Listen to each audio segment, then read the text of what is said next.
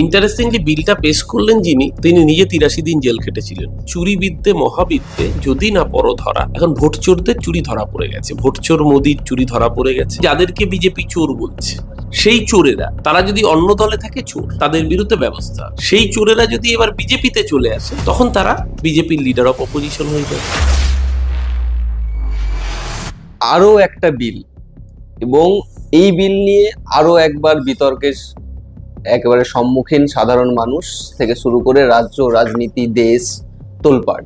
এই বিলে বলা হচ্ছে যে ৩০ দিনের বেশি যদি কেউ, কোনো নেতা, মন্ত্রী কেউ যদি জেল খাটে, এমনকি মুখ্যমন্ত্রী, প্রধানমন্ত্রীও পর্যন্ত জেল খাটে ৩০ দিনের বেশি, তাহলে তার পদ খোয়া যাবে। কি বলবেন? ইন্টারেস্টিংলি বিলটা পেশ করলেন যিনি, তিনি নিজে ৮৩ দিন জেল খেটেছিলেন। যিনি নিজে ৮৩ দিন জেল খেটেছেন, তিনি একটা বিল আনছেন, যে বিল বলছে ৩০ দিনের বেশি যদি কেউ জেল খাটে তাহলে তার পদ চলে যাবে। প্রথম কথা, এটা বিল ঠিক বলা উচিত না, এটা হচ্ছে সংবিধান সংশোধনী। এই সংবিধান সংশোধনী করতে গেলে 2/3 মেজরিটি লাগে। পার্লামেন্টে বিজেপির হাতে 2/3 মেজরিটি নেই। তাহলে আপনাকে বুঝতে হবে এখন তড়িঘড়ি, যেটা মানে লিস্টেই ছিল না, কেন এই কনস্টিটিউশনাল অ্যামেন্ডমেন্ট ১৩০তম। এই কনস্টিটিউশনাল অ্যামেন্ডমেন্টের অর্থই হচ্ছে মানুষ এটা নিয়ে আলোচনা করবে। আর বাংলা একটা প্রবাদ আছে, চুরি বিদ্যে মহাবিদ্যে যদি না পর ধরা। এখন ভোট চোরদের চুরি ধরা পড়ে গেছে, ভোট চোর মোদির চুরি ধরা পড়ে গেছে, ভোট চোর অমিত শাহ চুরি ধরা পড়ে গেছে। নির্বাচন কমিশনকে ব্যবহার করে কিভাবে দিনের পর দিন, মাসের পর মাস, বছরের পর বছর বিজেপির হয়ে ভোট চুরি করেছে, সেগুলো যখন দেশের মানুষের সামনে প্রকাশ হয়ে গিয়েছে, তখন নজরটাকে অন্যদিকে ঘুরিয়ে দেওয়ার জন্য এই গল্পগুলোকে সামনে আনা হয়েছে। এই বিল জেপিসিতে যাওয়ার কথা, তাই গেছে। জয়েন্ট পার্লামেন্টারি কমিটিতে আলোচনা হবে, সেইখানে প্রস্তাব হবে, তারপর পার্লামেন্টের ২ কক্ষেই 2/3 মেজরিটি লাগবে, যেটা বিজেপির ধারে কাছেও তার নেই। সুতরাং এই বিলটা কোনোদিন আইন হবে না। কিন্তু তা সত্ত্বেও এটা করার কারণ একটাই, আপাতত এসআইআর থেকে মানুষের নজরটা ঘুরিয়ে দাও, যাতে বিজেপি যে ভোট চুরি করে বিহার জিততে চাইছে, তারপর বাংলা জিততে চাইছে, সেই ইস্যুগুলো যখন বেআব্রু হয়ে গেছে, সেগুলো মানুষের সামনে না আসে। তার থেকেও ইন্টারেস্টিং, এই বিলে যদি দেখা যায় যে কেউ ৩১ দিন এজেন্সিটাকে কাস্টাডিতে রাখে, ৩১ দিন কাস্টাডিতে রাখার পরে তার মুখ্যমন্ত্রিত্ব বা মন্ত্রিত্ব চলে গেল, তারপর ৩৫ দিনের মাথায় সে বেকসুর খালাস হয়ে চলে গেল, বা ৩ মাস পরে, ১০০ দিন পরে বেকসুর খালাস হয়ে এলো। সেই সুযোগে ওই ২ মাস পিরিয়ডে অস্থিরতার সুযোগ নিয়ে বিজেপি সরকারটা ভেঙে নিল এবং সরকার গঠন করে নিল। তারপর যখন সে দেখা যাবে যে বেকসুর খালাস, তার সামনে আর কোনো অপশন থাকে, তার নিজের দলকে যেটা পলিটিক্যালি ভাঙতে পারছে না, সেইটাকে গায়ের জোরে পিছনের দরজা দিয়ে ভেঙে ক্ষমতা দখলের চেষ্টা করছে ভারতীয় জনতা পার্টি। এই জন্য এই বিল অত্যন্ত ক্ষতিকারক গণতন্ত্রের জন্য। এই উদাহরণটা আমরা দেখেছিলাম ২০২৩ সালে।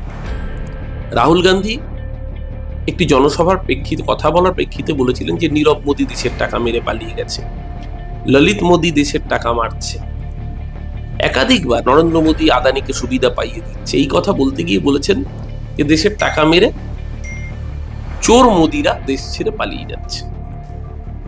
মোদি চোর এই কথা বলায় বিহারের এক মোদি, তিনি যেহেতু পিছড়ে বর্গের মানুষ, গুজরাটের মোদি পিছড়ে বর্গ নয়, কিন্তু বিহারের যারা মোদি তারা পিছড়ে বর্গের তালিকাভুক্ত। তারা জাতিগত মামলা করেন যে পিছড়ে বর্গকে অপমান করেছেন Rahul Gandhi, intentionally, politically motivated. Surat কোর্টে মামলা হয়। সুরাট কোর্টে যখন মামলা হয়, সুরাটের লোয়ার কোর্ট রাহুল গান্ধীকে ২ বছরের পানিশমেন্ট ঘোষণা করে। কেন ২ বছরের পানিশমেন্ট? কেন ১.৫ বছর নয়? কেন ১ বছর ১০ মাস নয়? বা কেন ১ বছর বা ৬ মাস নয়?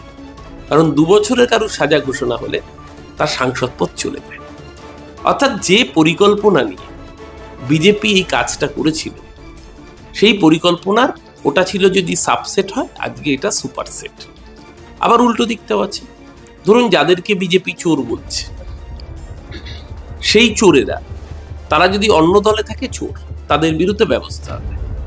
সেই চোরেরা যদি এবার বিজেপিতে চলে আসে, তখন তারা বিজেপির লিডার অফ অপোজিশন হয়ে যাবে, তখন তারা কোনো রাজ্যের মুখ্যমন্ত্রী হয়ে যাবে। মহারাষ্ট্রের অজিত পাওয়ার ছিলেন শিবসেনার নেতা, তারপর অজিত পাওয়ার হলেন কংগ্রেসের নেতা। অজিত পাওয়ার 70,000 কোটি টাকা চুরি করেছেন, হতেই পারে চুরি করেছেন, বিজেপি তোলপাড় ফেলে দিয়ে শোরগোল করছে।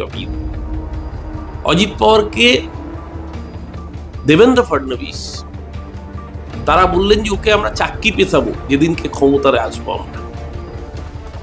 কালের নিয়মে বিজেপি মহারাষ্ট্রে শিবসেনাকে ভাঙিয়ে ক্ষমতায়। ইন্টারেস্টিংলি যখন ক্ষমতা এলো, আজকে দেবেন্দ্র ফডনবিস মুখ্যমন্ত্রী, তখন একনাথ শিন্দে হয়েছিলেন মুখ্যমন্ত্রী। ওই মন্ত্রিত্বের অজিত পাওয়ার ছিলেন উপমুখ্যমন্ত্রী, আবার দেবেন্দ্র ফডনবিস উপমুখ্যমন্ত্রী। মানে যাকে বলেছিল চাক্কি পেছাবো দুর্নীতির জন্য, তাকে বিজেপি তার সহযোগী যেই মুহূর্তে বানালো এবং তার দল বিজেপিতে মার্চ করলো, সেই মুহূর্তে সে হয়ে গেল ধোয়া তুলসী পাতা।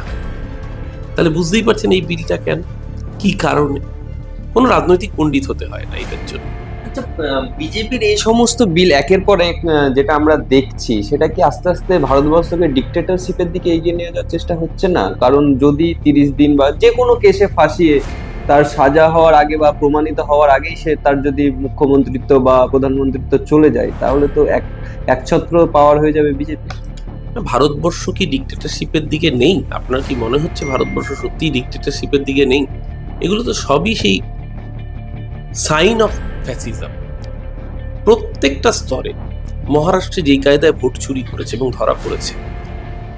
নরেন্দ্র মোদীর নিজের কেন্দ্র বেনারসে একজন ব্যক্তির 37টা সন্তান। সেই মানুষটার নিজের বয়স, তার থেকে সন্তানের বয়স 25 বছর বেশি। মানে বাবার বয়স 57, ছেলের বয়স 72। একজন মানুষের একই ঠিকানায় 37 জন সন্তান। এই জিনিস করে বিজেপি ভোটে জিতেছে। এখন চোরকে চোর বললে গায়ে লাগছে, চোরের মায়ের চিরকালই বড় গলা হয়। আবার হিন্দিতে একটা প্রবাদ আছে, উল্টা চোর কোতোয়াল কো ডাকে। তো রাহুল গান্ধী সহ বিরোধীরা, অভিষেক বন্দ্যোপাধ্যায়রা যখন বারবার করে এই সওয়াল তুলছেন, তখন যাতে তারা আর প্রশ্ন তুলতে না পারে, তার জন্য এই ধরনের অসভ্যতম করা হচ্ছে। আমাদের দুর্ভাগ্য, আমরা বলি আমরা বিশ্বের বৃহত্তম গণতন্ত্র, কিন্তু আসলে এটা বিশ্বের বৃহত্তম প্রহসনে পরিণত হচ্ছে।